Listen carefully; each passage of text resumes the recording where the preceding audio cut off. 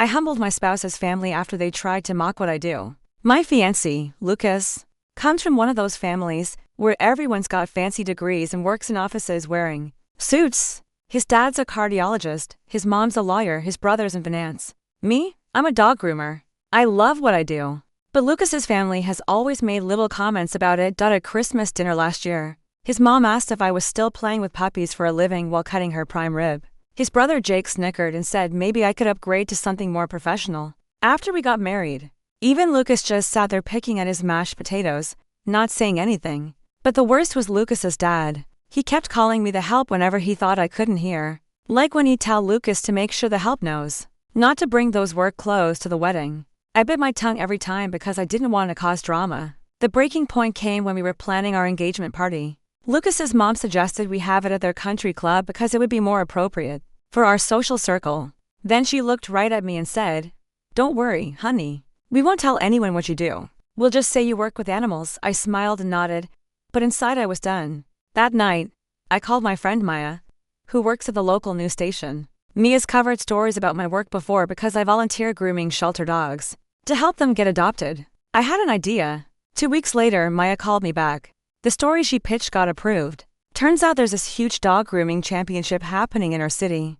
and 3 of the top groomers in the country were competing. The prize, $50,000 and a contract with a major pet food brand.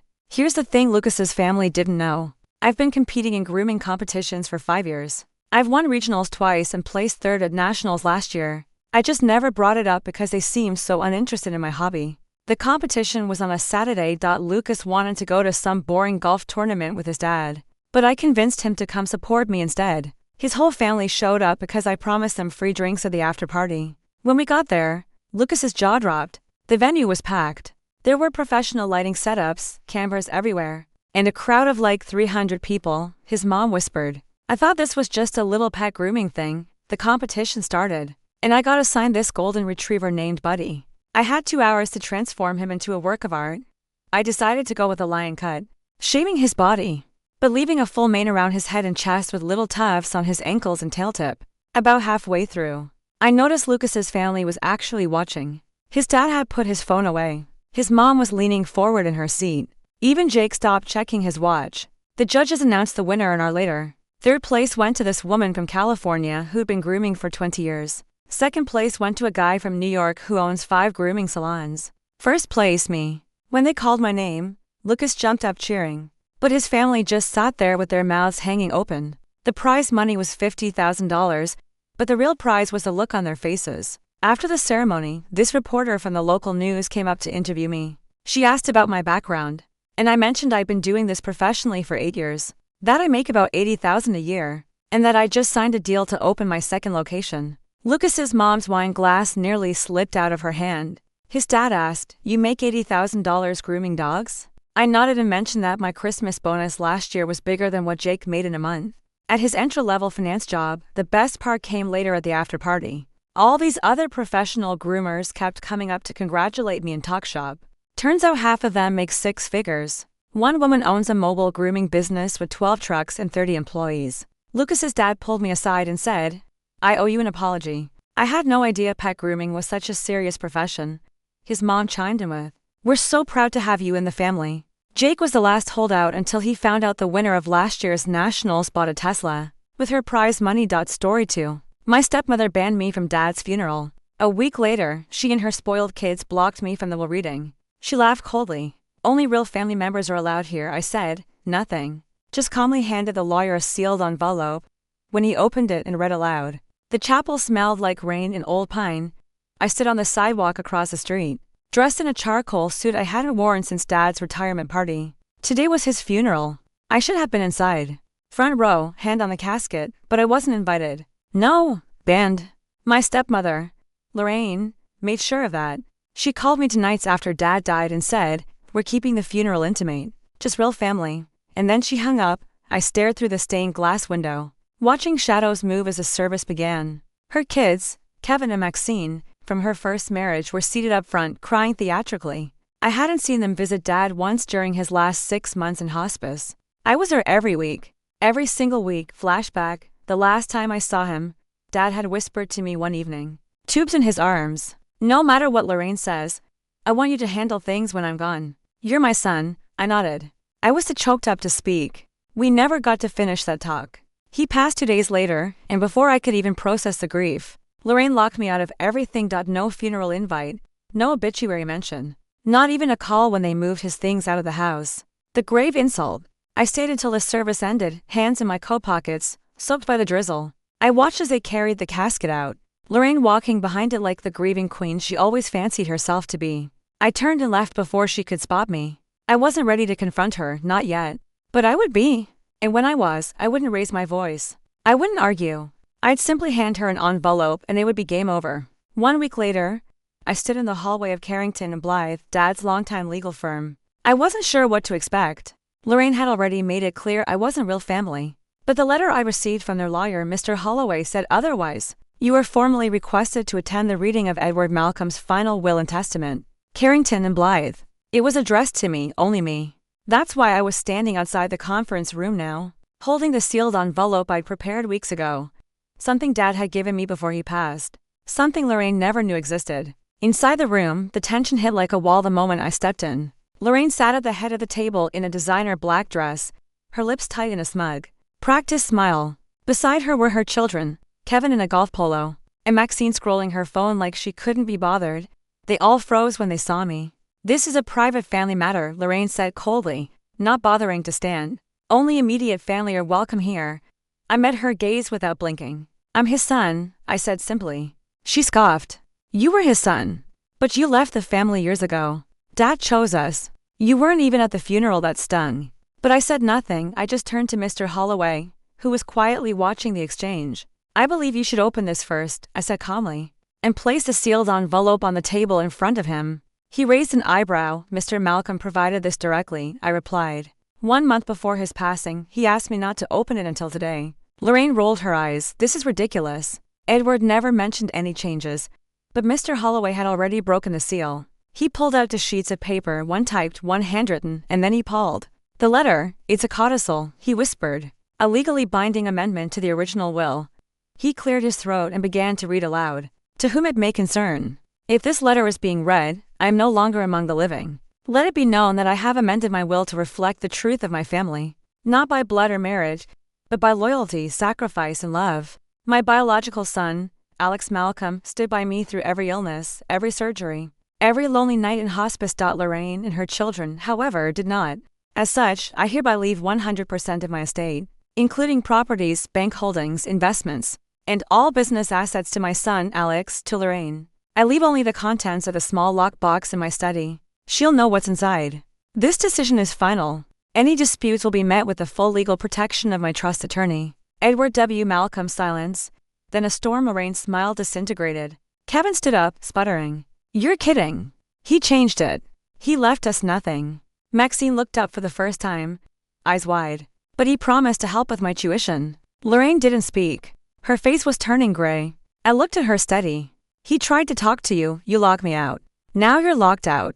Then I turned to Mr. Holloway. Please proceed with the asset transfer. As I stood to leave, Lorraine snapped. You think this makes you his favorite?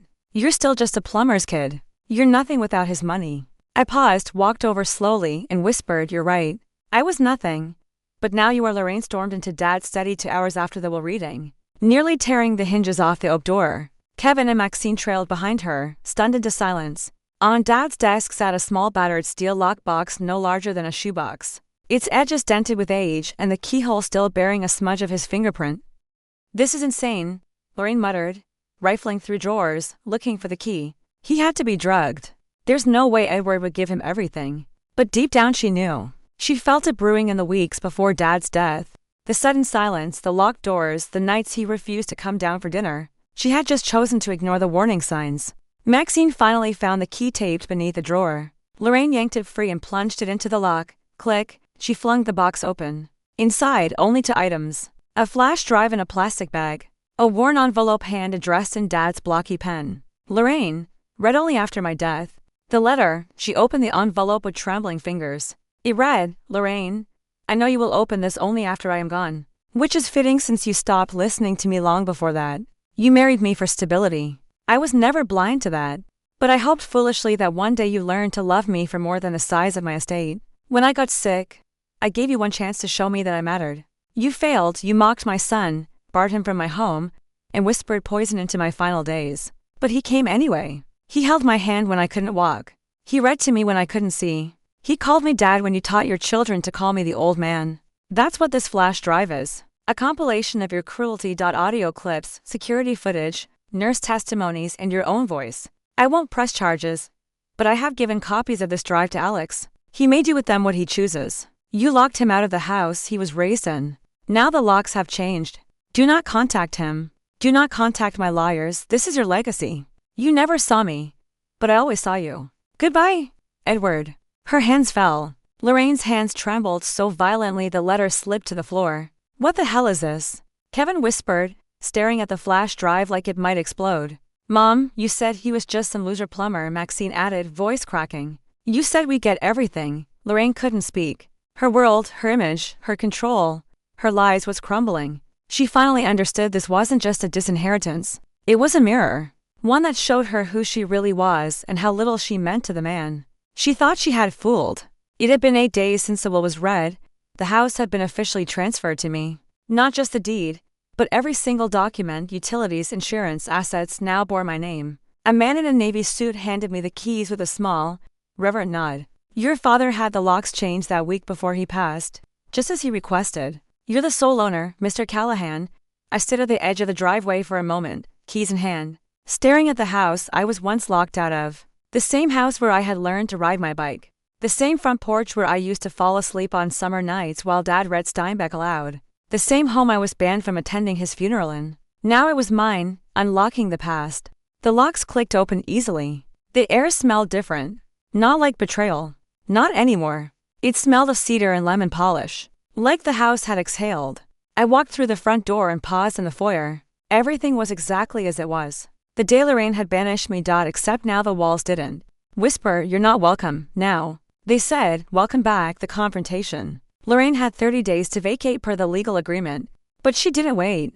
She came that same afternoon. She marched up the circular driveway with Kevin and Maxine trailing behind her like confused shadows. What are you doing here? She hissed. I stepped out onto the porch, arms crossed casually. Touring my house, I said. Want to join? This isn't over, Alex, you conned your way into this. No, I said quietly. You mocked a dying man and threw out his son. He simply saw you for who you were before it was too late. I stepped aside and opened the door wide. One last look. Lorraine blinked, but pride wouldn't let her flinch. She stormed past me into the home she thought would always be hers. Kevin's jaw tightened. Maxine's eyes were already wet. They followed her in, room by room. I walked behind them in silence. The hallway where Dad used to keep our growth chart. The dining room with the worn mark in the wood from my 7th birthday. The office, Dad's sanctuary, now untouched. His leather chair still faintly creaking from the last time he sat in it. In the living room, Lorraine turned to speak. But I held up a finger. Wait, I reached under the mantel, pulled out the second envelope Dad had left me, opened it slowly, and read. This living room was once full of love and family. If you're hearing this letter read aloud, then the house is back in the hands of someone who remembers that. Let it breathe again. Let it be more than a symbol of betrayal. Let it heal. I folded the letter and looked up. Lorraine's expression cracked. For the first time, she had nothing to say, the final goodbye. You've got 24 hours, I said softly. I won't call the sheriff until tomorrow. But after that, this isn't your home anymore. Lorraine's face fell. Maxine turned away in shame. Kevin finally muttered, let's go, Mom, and they left. No slamming doors, no dramatic final insults, just silence. A quiet that didn't ache anymore. It healed. 1 week later, the house was finally quiet. Lorraine and her children had moved out without a word, abandoning the illusion of control they clung to for years. I had the locks changed again, not out of fear, but finality. I spent most mornings in my father's old study, windows cracked, letting in the soft rustle of the trees he once planted.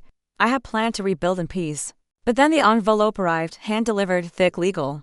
The return address, law offices of Mercer and Bloom, counsel to Lorraine Callahan. I didn't flinch. I didn't need to open it.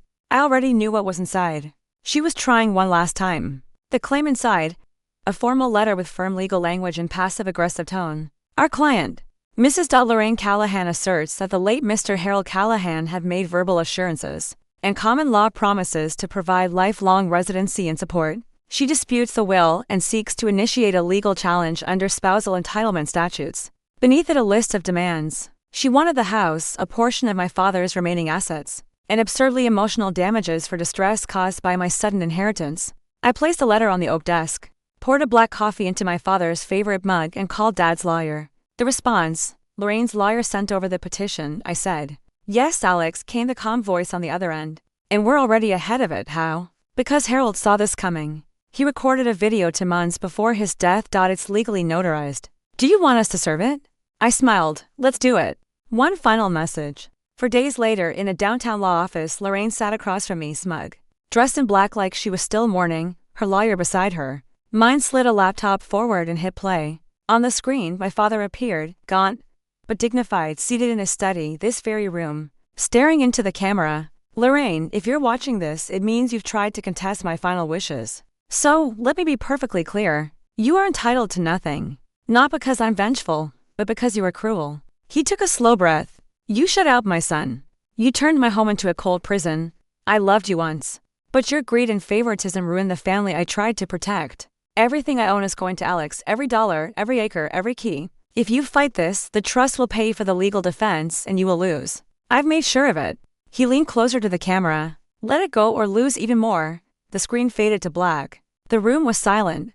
Lorraine's mouth opened, closed. Her lawyer slowly stood up and gathered their papers. They left without another word. Closure. Later that evening, I visited Dad's grave. I brought fresh lies, not just for him, but for what he'd done. You did right by me, I whispered, and I'll do the same for this house. For the legacy. As the sun dipped behind the trees, I looked toward the future. Not with bitterness, but with quiet, earned peace. The house didn't feel haunted anymore. It felt mine. The cracked fence had been repaired. The garden my father abandoned in his final years now bloomed with new lavender, hydrangeas, and a single redwood sapling I planted for him inside. I kept some things exactly as they were. His records, his books, his reading chair by the fire. But I'd also brought new life into the home. Laughter, music, friends, family, real family. The twins. Every summer, my half-brother's twins, the same ones Lorraine raised to ignore me, now spent weekends at the house. They were older now, in college, and slowly, painfully, they'd begun to see the truth. Uncle Alex, one of them said over coffee on the porch, I wish we'd known what was really going on back then. I smiled without bitterness. It's not about blame. It's about what we do now. They came back every month after that. A letter never sent. In the drawer of my father's old desk, I found a letter I had written the night after his funeral, but never mailed. It was addressed to Lorraine, just a single line. I forgive you, but you will never steal my peace again. I never sent it. I didn't need to. Legacy. I started a local scholarship in my father's name, the Harold Callahan Fund for Sons Left in the Shadows. Every year, it helped 3 young men who had been overlooked, outcast, or betrayed by those they trusted find their way back to the light. The first recipient, a kid whose stepmother emptied his college fund to buy her new husband a boat. He cried when he got the call.